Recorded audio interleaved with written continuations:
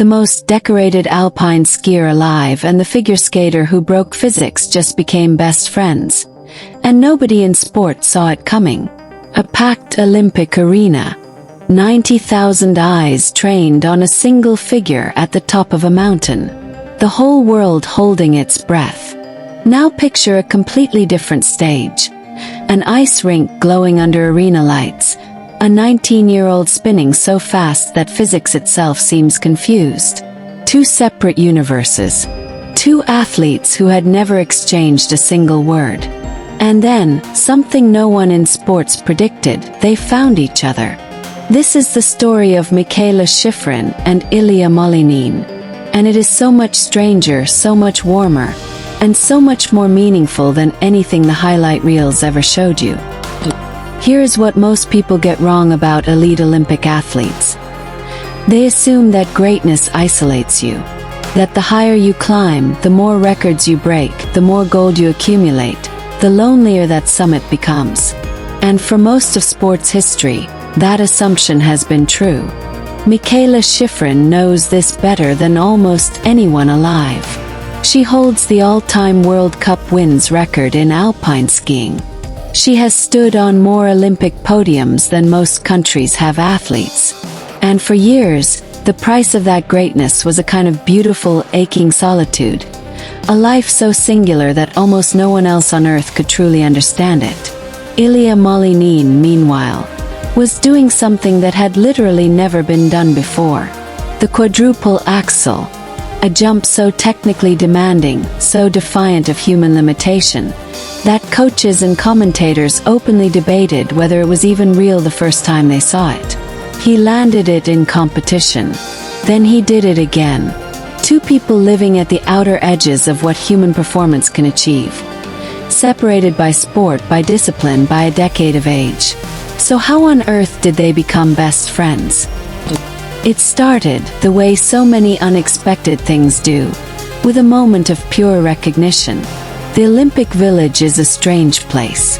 It is simultaneously the most competitive square mile on the planet and, somehow, the most oddly normal. You eat in cafeterias. You wait in lines. You try to sleep in unfamiliar beds while the weight of 4 years of work presses down on your chest every single night. Shiffrin has described it as being surrounded by people who fundamentally get it. Not the sport but the sacrifice. The decade of 5 a.m. sessions. The injuries that rewrote entire years of your life.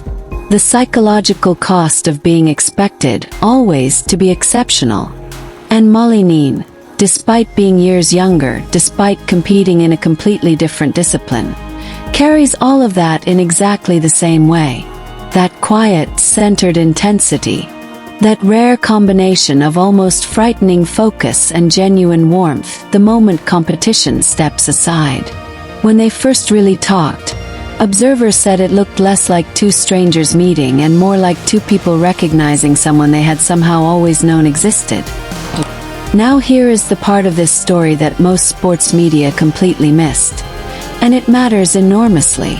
Both Shiffrin and Malinin have spoken openly about the mental and emotional architecture of being elite. The loneliness is real. The pressure is real. But so is the profound joy. The specific, almost indescribable feeling of a body doing exactly what it was built to do at the precise moment it matters most. They share that language. That private, specific fluency in what it feels like to be fully alive inside a single dangerous second.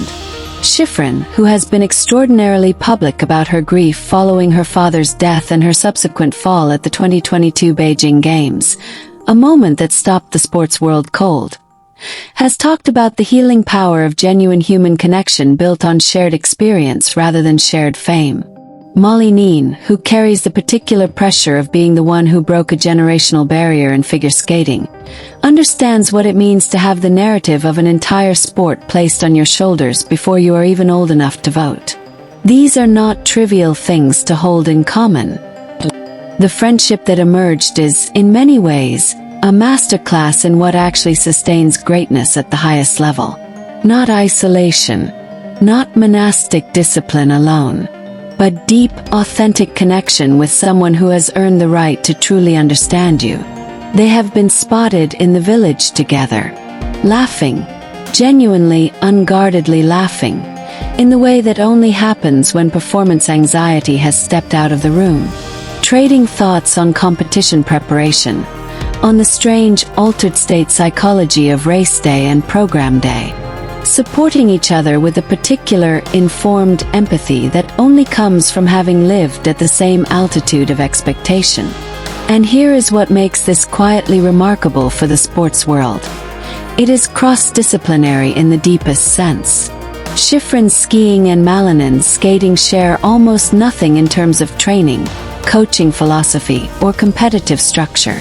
What they share is something older, harder to name, and infinitely more valuable: the understanding of what it costs, and the choice to keep paying it anyway.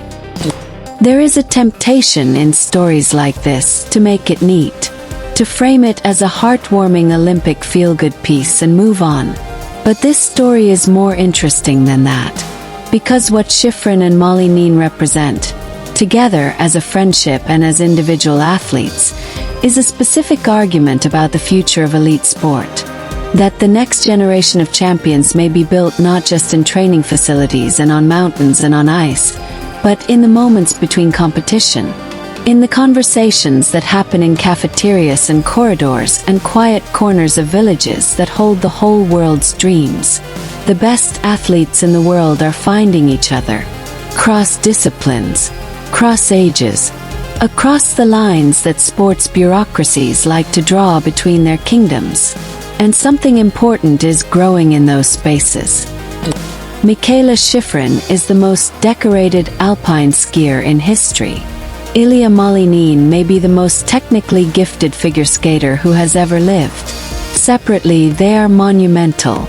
Together, as friends, as witnesses to each other's greatness, as proof that even at the very top of the mountain there can be warmth and humor and genuine human connection, they are something rarer still.